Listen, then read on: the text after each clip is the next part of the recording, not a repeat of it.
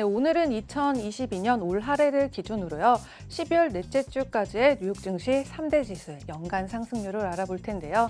그중에서 상승률 상위 10개 종목, 하위 10종목의 특징주를 살펴보도록 하겠습니다. 네, 정말 올 한 해는 코로나19 팬데믹으로 한정된 분야가 두각을 나타냈었죠.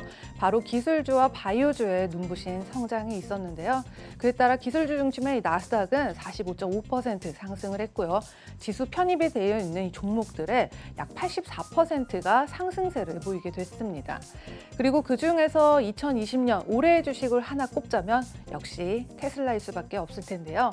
예탁결제원에 따르면 우리나라에서 개인과 기관을 통틀어서 가장 많이 매수를 했고요.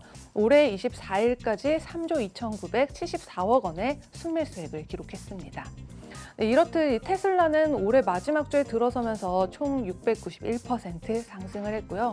나스닥뿐만 아니라 S&P 500에서도 압도적인 1위를 차지했습니다. 네, 그럼 이어서 나스닥의 상승을 견인한 종목들도 살펴보겠습니다. 이 연간 상승률 2위 바로 모더나인데요.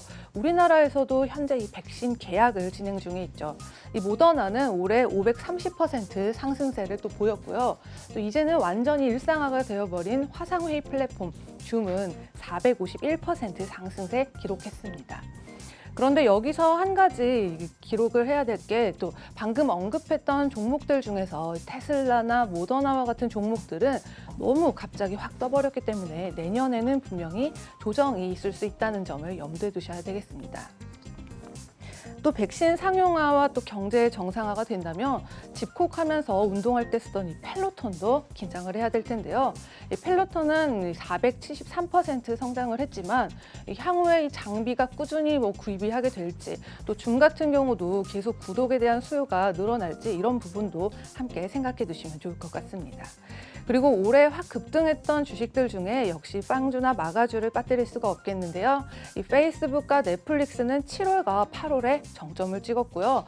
또 애플과 아마존, 마이크로소프트의 주가는 9월 2일에 정점을 찍으면서 그 이후로는 신고가를 경신하지 않은 상태입니다.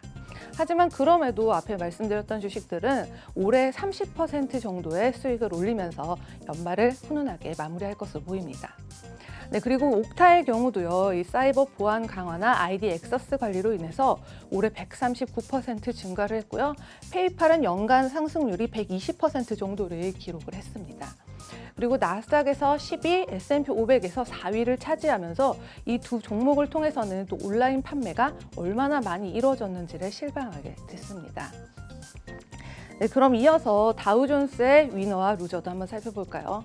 네, 크게 위너는 역시 테크주가 되겠고요. 루저는 이 에너지주나 여행주로 극명하게 나뉘어진 모습인데요. 이 다우존스에서 올해 연간 상승률 상위 두 개 종목은 역시 79.9% 오른 애플, 그리고 41.3% 오른 마이크로소프트, 39.8% 오른 나이키가 차지를 하고 있습니다. 그리고 올해 가장 파란만장했던 종목 바로 가장 하단에 있는 보잉을 꼽을 수가 있겠는데요. 보잉은 그렇지 않아도 이 737 맥스 때문에 골머리를 앓기도 했는데 주문 취소가 이어지면서 올 한 해 34.4% 추락을 했습니다.